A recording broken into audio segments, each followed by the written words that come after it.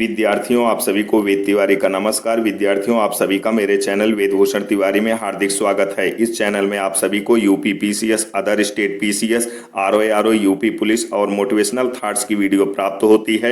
मेरे इस चैनल में सभी वीडियो हैंड राइटिंग नोट्स पर आधारित होती है, जो कि आपके सभी एग्जाम को ध्यान में रखकर बनाया गया है। विद्यार्थियों, मैं आप सभी के लिए जीएस के सभी पार्ट्स जैसे इतिहास, भूगोल, संविधान, विज्ञान, अर्थशास्त्र, पारिस्थितिकी एवं पर्यावरण, यूपी जी के करंट और सीसैट के सभी पार्ट्स जैसे हिंदी, अंग्रेजी, गणित, रीजनिंग, संप्रेषण आदि सभी प्रकार के विषय की फाइल बनाया हूं। मैं एक एक करके आप लोगों के सामने हर प्रकार की फाइल की वीडियो पेश करूंगा। इन वीडियो को प्राप्त करने के लिए मेरे चैनल को सब्सक्राइब कर लीजिए और इन फाइलों की पीडीएफ प्राप्त करने के लिए मेरे टेलीग्राम चैनल को ज्वाइन कर लीजिए। वीडियो में नीचे लिंक दी गई है। जय हिंद, जय भारत, वंदे मातरम, सत्यमेव जयते। करते हैं मुद्रा और चलन में अंतर, मनी एंड करेंसी। चलन, करेंसी, चलन। पत्र मुद्रा जैसे कागजी नोट, धातु मुद्रा जैसे सिक्के, 5 रुपए का सिक्का या कोई अन्य सिक्का, मनी, मुद्रा। पत्र मुद्रा जैसे कागजी नोट, धातु मुद्रा जैसे सिक्के, साख मुद्रा जैसे चेक, ड्राफ्ट, बॉन्ड, जमीन के कागज, एनएससी आदि। धातु मुद्रा, इसमें धातु से बने हुए सिक्के मुद्रा के तौर पर प्रयोग किए जाते हैं। इसका मूल्य व इसकी प्रामाणिकता सरकार द्वारा निर्धारित की जाती है।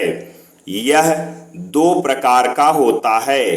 पहला प्रामाणिक सिक्का, दूसरा सांकेतिक सिक्का। पहला प्रामाणिक सिक्का ऐसे सिक्के जिनका अंकित मूल्य व धातु मूल्य दोनों बराबर होते हैं, उसे प्रामाणिक सिक्का कहते हैं। जैसे स्वर्ण मान सोने के सिक्के, रजत मान चांदी के सिक्के। पहला प्रधान मुद्रा है, दूसरा असीमित विधिग्राह्य।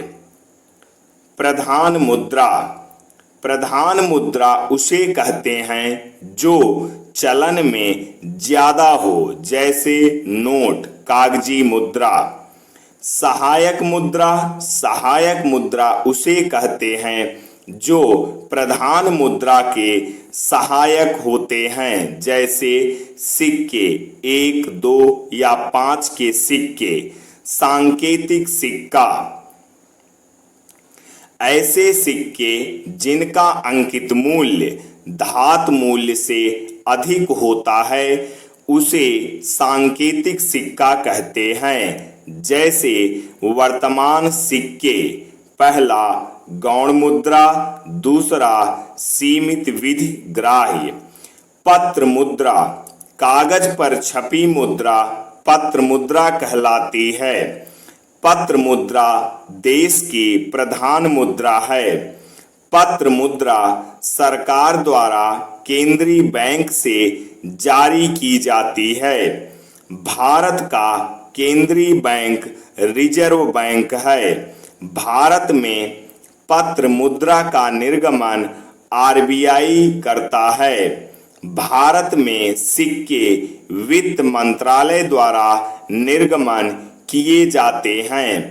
पत्र मुद्रा के निर्गमन के लिए सरकारी प्रतिभूति आवश्यक होती है। इसके लिए 200 करोड़ रुपए के लिए सरकारी प्रतिभूति आवश्यक है। 200 करोड़ रुपए 115 करोड़ का सोना प्लस 185 करोड़ सरकारी प्रतिभूतियां, जैसे बॉन्ड, डिबेंचर, ऋण पत्र इत्यादि।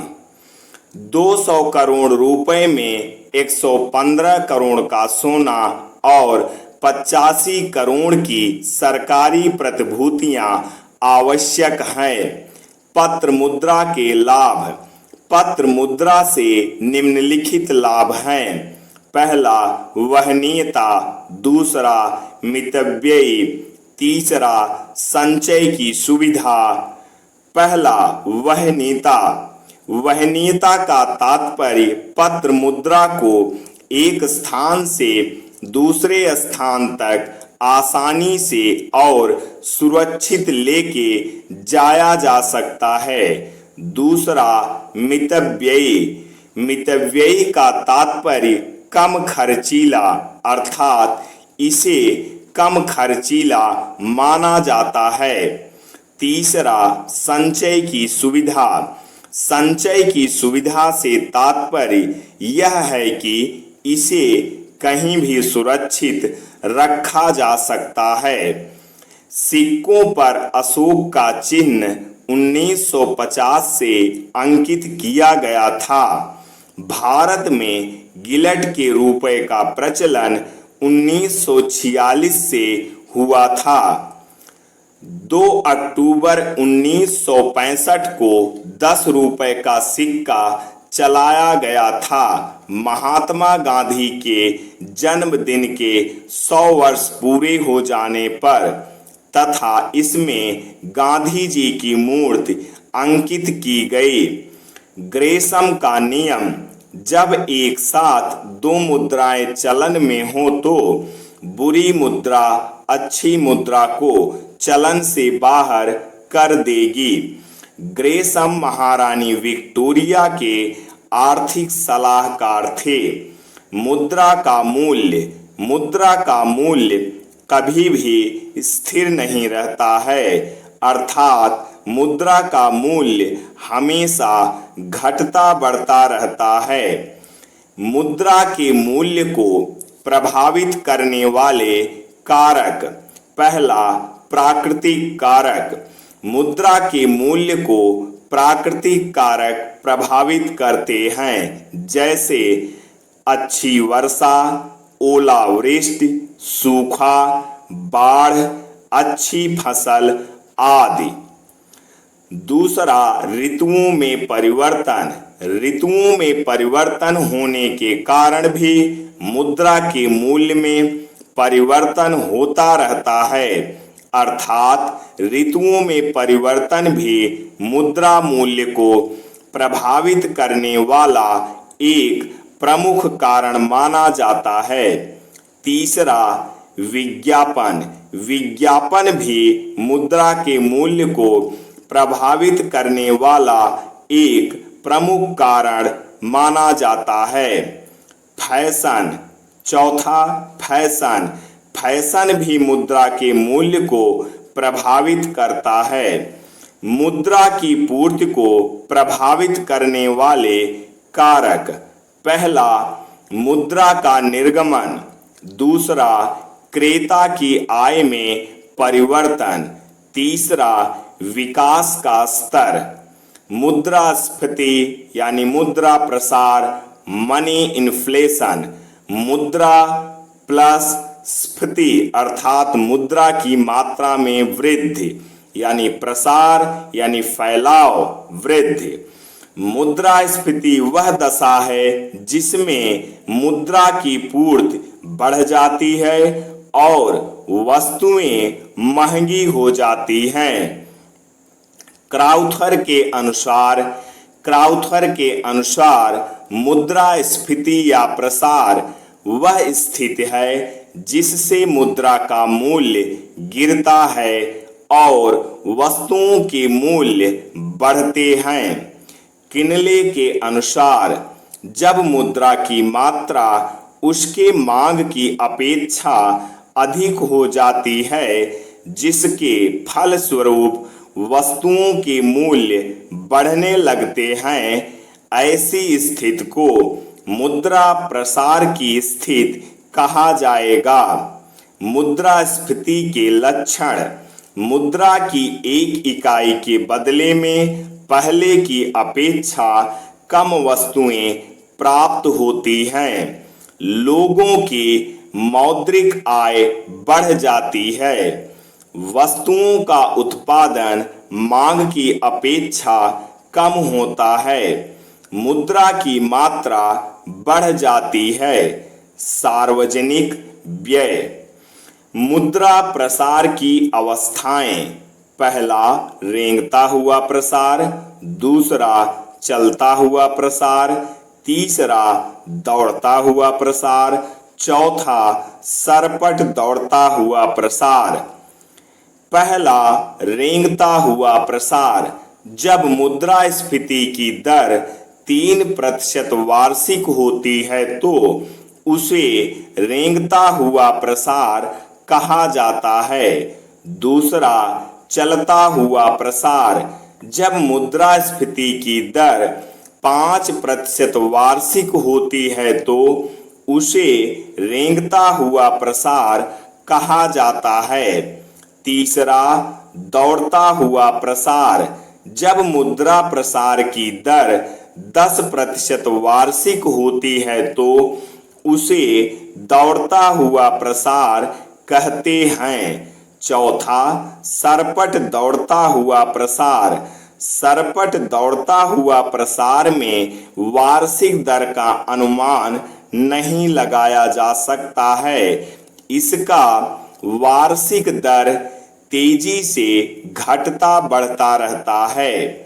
मुद्रा प्रसार के कारण: मुद्रा प्रसार के दो महत्वपूर्ण कारण हैं। पहला सरकारी नीति से जुड़े कारण, दूसरा उत्पादन से जुड़े कारण।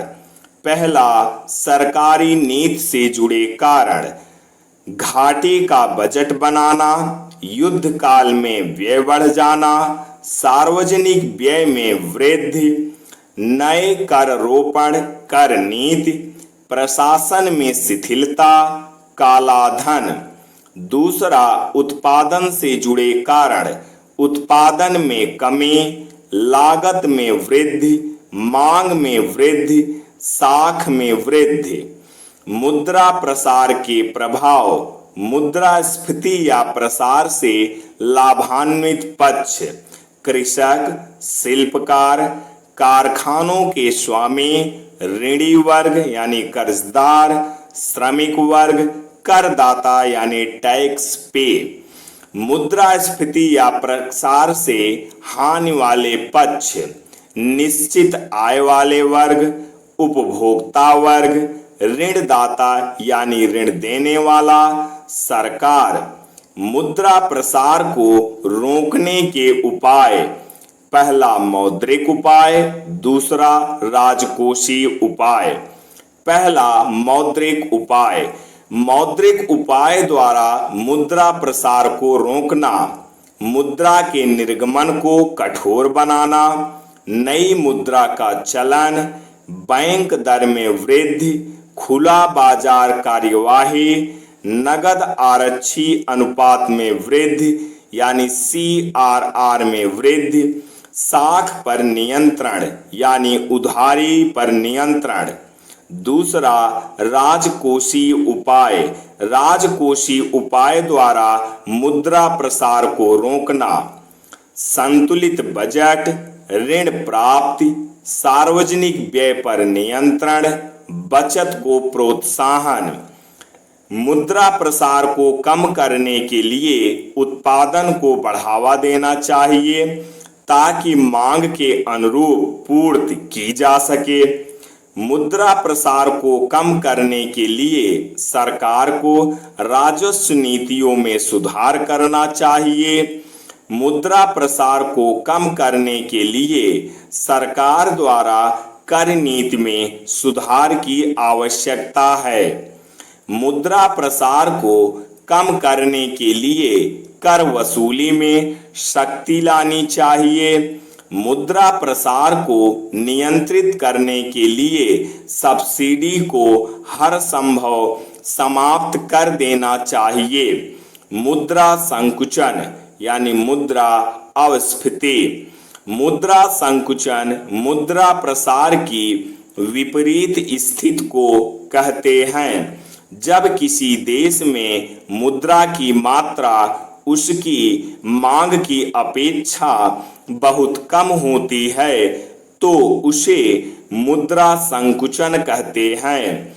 मुद्रा संकुचन की स्थिति में मुद्राओं व वस्तुओं की सेवाओं में कमी हो जाती है। क्राउथर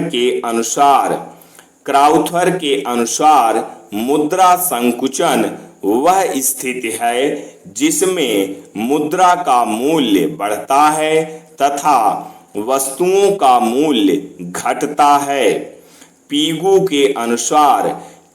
के अनुसार जब किसी समाज की मौद्रिक आय की तुलना में वहां पर वस्तुओं तथा सेवाओं का उत्पाद अधिक तेजी से बढ़ जाता है तो इससे मुद्रा की क्रय शक्ति बढ़ जाती है और वस्तुओं और सेवाओं का मूल्य गिर जाता है।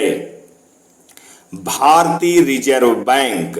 अब भारतीय रिजर्व बैंक के बारे में पढ़ते हैं।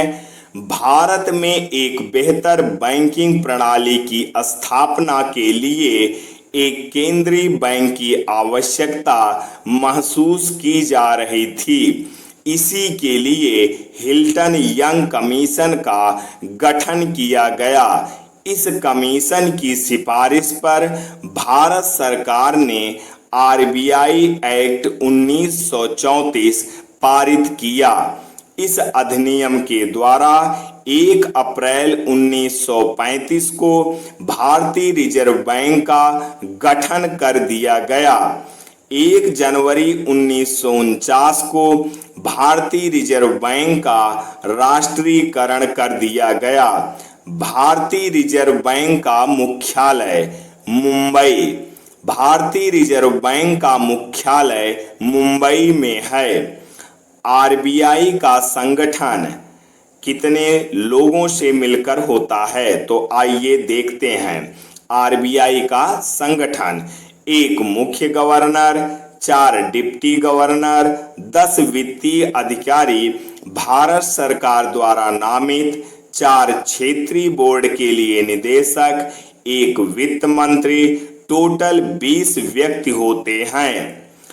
वर्तमान समय में आरबीआई के मुख्य गवर्नर डी सब्बा राव जो कि इस समय नहीं है। आरबीआई के पहले गवर्नर जेबी स्मिथ।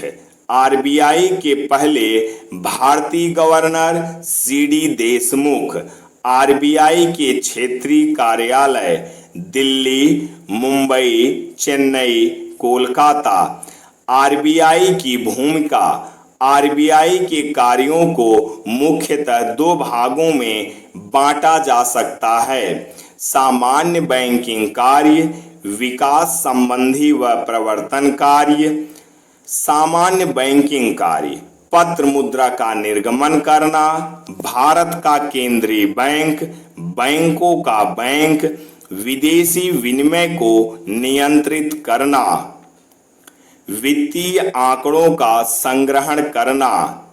दूसरा, विकास संबंधी व प्रवर्तन कार्य, समाज शोधन गृह का कार्य, कृषि साख की व्यवस्था करना, खुली बाजार प्रणाली, ऋण यानी लोन देना, मूल्यवान वस्तुओं का क्रय विक्रय करना, मौद्रिक नीति अपनाना। पत्र मुद्रा का निर्गमन पढ़ते हैं। पत्र मुद्रा का निर्गमन। भारत में पत्र मुद्रा के निर्गमन के लिए सिर्फ भारतीय रिजर्व बैंक जिम्मेदार है। भारतीय रिजर्व बैंक 2 रुपए से लेकर ऊपर के समस्त नोट जारी करता है। 1 रुपए का नोट भारत सरकार का वित्त मंत्रालय द्वारा जारी किया जाता है, जिस पर वित्त मंत्रालय के वित्त सचिव के हस्ताक्षर होते हैं। भारत में अक्टूबर 1956 से पत्र मुद्रा के निर्गमन के लिए न्यूनतम कोष प्रणाली लागू की गई है, जिसके अनुसार 200 करोड़ रुपए की न्यूनतम राशि आरबीआई के पास सरकार को रखनी पड़ती है, जिसमें 115 करोड़ रुपए का सोना और 85 करोड़ की सरकारी प्रतिभूतियां होना आवश्यक है। साख पर नियंत्रण। आरबीआई निम्नलिखित तरीके से साख पर नियंत्रण स्थापित करती है। बैंक दर, CRR, कैश रिजर्व रेशियो, नकद आरक्षित अनुपात, SLR, स्टैच्यूअरी लिक्विडिटी रेशियो, सांविधिक तरलता अनुपात, repo rate, reverse repo. Bank दर। बैंक दर वह दर होती है जिस पर रिजर्व बैंक विनिमय बिलों या अन्य व्यापारिक पत्रों को खरीदता है या पुनर्कटौती करता है। जब आरबीआई मुद्रास्फीति को कम करना चाहता है तो वह बैंक दर बढ़ा देता है, जिससे मुद्रा आपूर्ति कम हो जाती है। CRR, कैश रिजर्व रेशियो, नकद आरक्षित अनुपात। आरबीआई एक्ट 1934 के अनुसार हर बैंक को अपनी जमा राशि का कम से कम 3% और अधिक से अधिक 15% आरबीआई के पास नगद रूप में रखना अनिवार्य है। वर्तमान में CRR का दर 4.25% है। विद्यार्थियों, करंट का क्वेश्चन करंट के हिसाब से आपको पढ़ना पड़ेगा, उसे मैं इसमें नहीं बता रहा हूं, क्योंकि जब जो एग्जाम आपको देना होगा उस हिसाब से प्रेजेंट टाइम के हिसाब से आपको पढ़ना पड़ेगा। SLR, स्टैच्यूअरी लिक्विडिटी रेशियो, सांविधिक तरलता अनुपात। बैंक रेगुलेटरी एक्ट 1949 के अनुसार हर बैंक को एक निश्चित अनुपात में सोना एवं सरकारी प्रतिभूतियों के आधार पर आरबीआई इन बैंकों को ऋण उपलब्ध कराती है। वर्तमान में SLR 23% है, जो कि आपको करंट के हिसाब से पढ़ना पड़ेगा। Repo rate. रेपो दर वह दर है जिस पर आरबीआई अन्य बैंकों को कम समय के लिए उधार देती है। Reverse repo. रिवर्स रेपो दर वह दर है जिस दर पर आरबीआई अन्य बैंकों से स्वयं उधार लेती है। मुद्रा का अवमूल्यन। मुद्रा के अवमूल्यन का अर्थ साधारणतः देश की मुद्रा के बाह्य मूल्य को कम करने से लगाया जाता है। प्रोफेसर इविट के अनुसार जब किन्हीं कारणों से दूसरे देश की मुद्रा की तुलना में एक देश की मुद्रा की विनिमय दर घटाकर उसके विनिमय मूल्य को सस्ता कर दिया जाता है तो इस प्रक्रिया को मुद्रा का अवमूल्यन कहा जाता है। मुद्रा अवमूल्यन के उद्देश्य भुगतान असंतुलन में सुधार करना, आयात को हतोत्साहित करना, निर्यात को प्रोत्साहन देना, अन्य देशों से व्यापारिक स्थिति बनाए रखना। भारतीय रुपये का अवमूल्यन। जुलाई 1991 में भारत सरकार ने रुपये का 3 बार अवमूल्यन किया था, जिससे रुपये की कीमत 20% कम हो गई थी। मुद्रा का अवमूल्यन डॉलर व सेंट की तुलना में किया गया था। साख। साख शब्द आंग्ल भाषा के क्रेडिट शब्द से लिया गया है, जो लैटिन भाषा के क्रेडो से मिलकर बना है, जिसका अर्थ होता है आई बिलीव, अर्थात मैं विश्वास करता हूँ।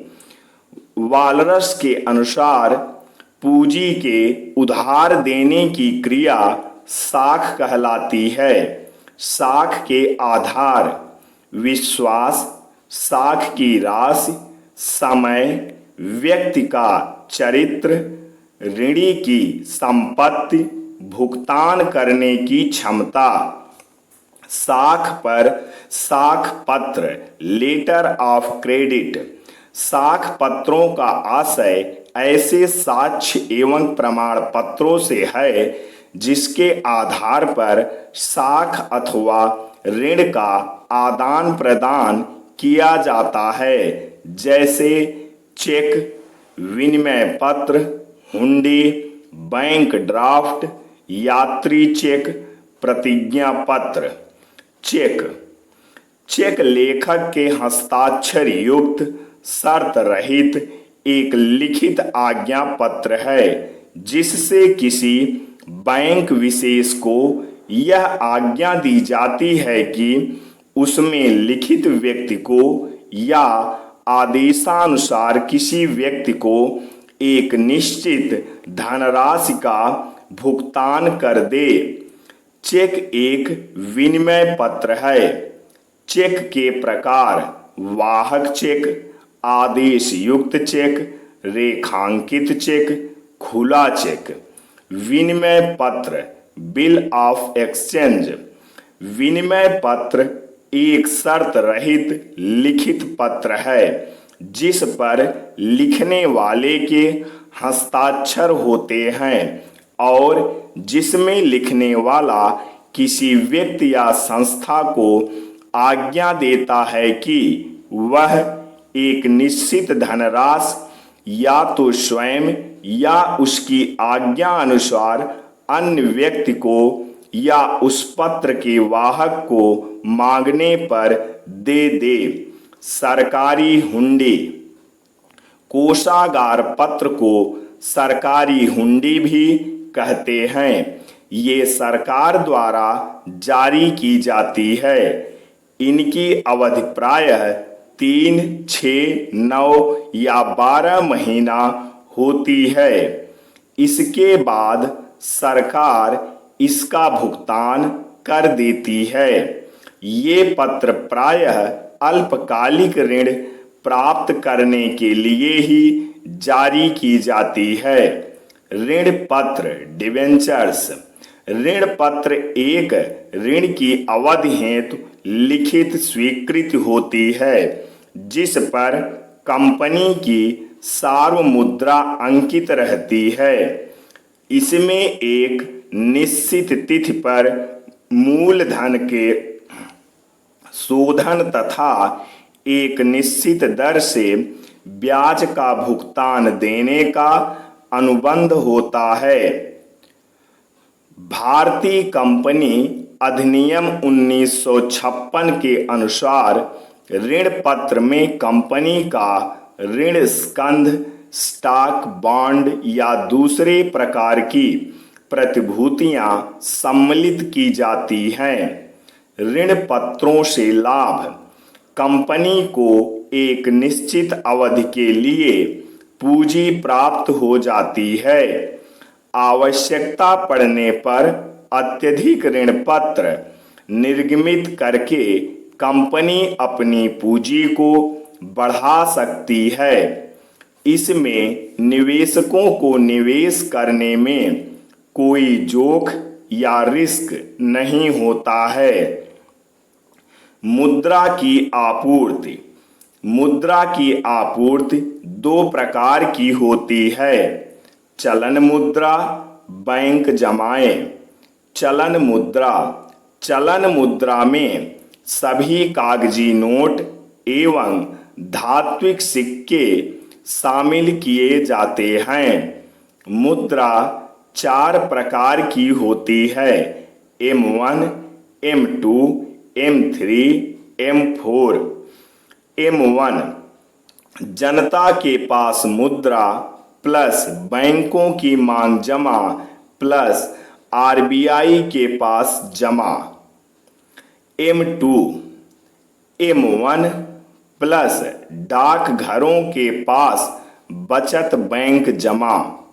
M3 M1 प्लस बैंकों की सावधि जमाएं M4 M1 प्लस डाकघरों की समग्र जमाएं।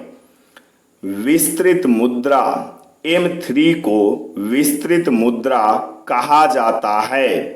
संकुचित मुद्रा M1 को संकुचित मुद्रा कहा जाता है। रेड्डी कमेटी ने 4 प्रकार की मुद्राएं बताई हैं। M0 M1 M2 M3 M0 चलन में मुद्रा प्लस RBI के पास अन्य जमाएं। रुपए की पूर्ण परिवर्तनीयता पूंजी खाते में रुपए की पूर्ण परिवर्तनीयता के लिए इस तारापुर समिति का गठन किया गया। इस समिति की सिफारिश के अनुसार जब रुपया पूंजी खाते में पूर्ण परिवर्तनीय हो जाएगा तब कोई भारतीय निवेशक विदेशी बाजार या स्टॉक मार्केट में विदेशी मुद्रा में बिना RBI के अनुमति से पैसा लगा सकेगा। इसी तरह विदेशी निवेशक भी बिना किसी पूर्व अनुमति के अपना पैसा निवेश कर सकेंगे और जब चाहे तब उसे निकाल सकेंगे। ऋण और उसकी अवधि 15 माह के लिए अल्पकालीन ऋण तथा 15 से 3 साल के लिए मध्यकालीन ऋण होता है और 3 साल से आगे लगभग 20 साल तक दीर्घकालीन ऋण होता है।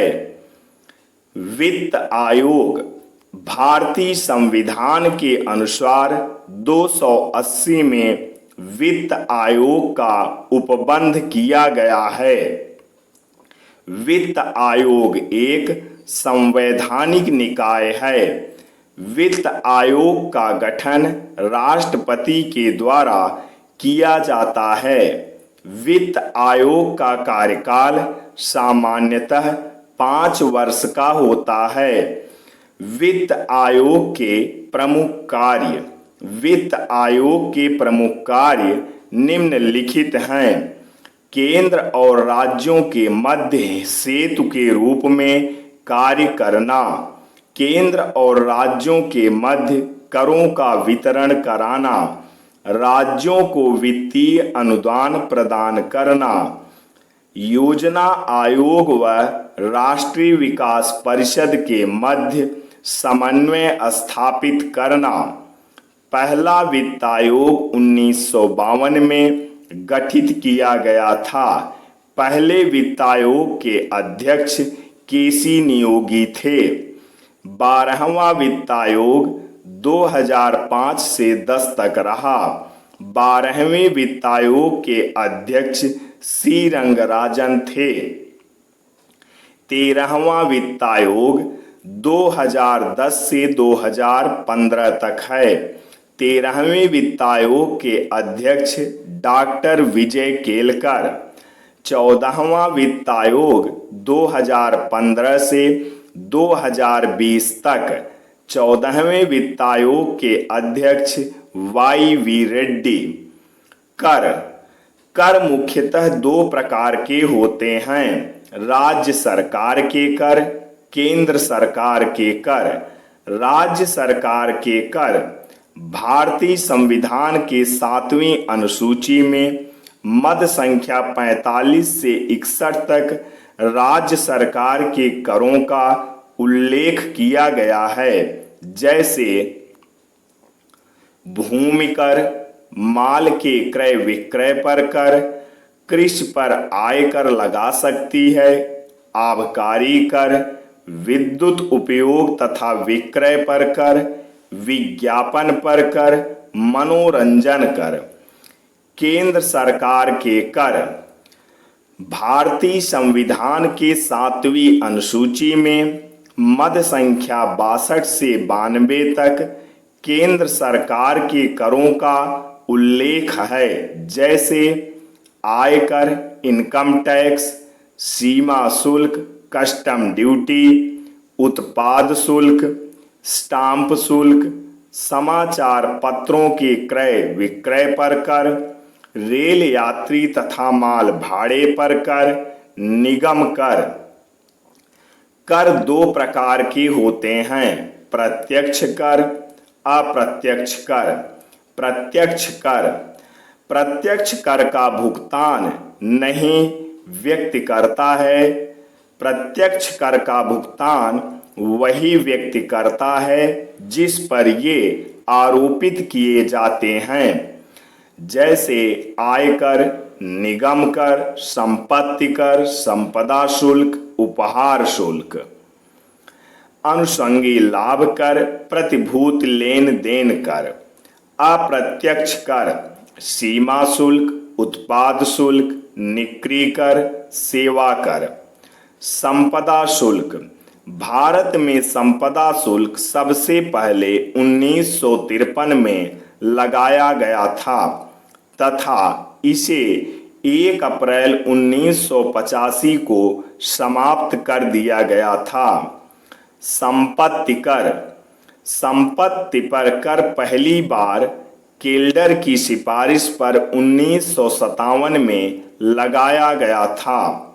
उपहार कर।